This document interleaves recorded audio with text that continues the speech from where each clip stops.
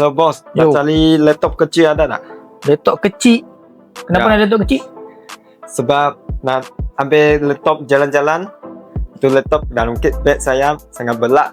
Oh, sangat berat lah. Nak ringan-ringan lah. Ya. Boleh, tak ada masalah. Mari ikut.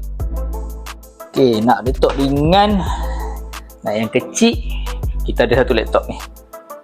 HP EliteBook 800G7 touchscreen. Yang ni touchscreen sekali. Okay, kita payung dia punya dalam, tunjuk spek dia. Okay, touchscreen nampak. Okay, i5 Tangent, 16GB RAM, 512GB SSD, 13.3 inci skrin dia. Banding dengan 14 inci sini,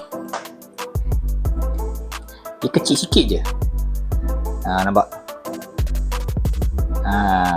Dia ringan pun dalam lebih kurang 1.3 kilo. So kalau korang nak carry dalam beg, nak carry jalan-jalan, laptop dia memang kecil lah. Okay, boleh? Boleh. Berminat boleh beli sekarang.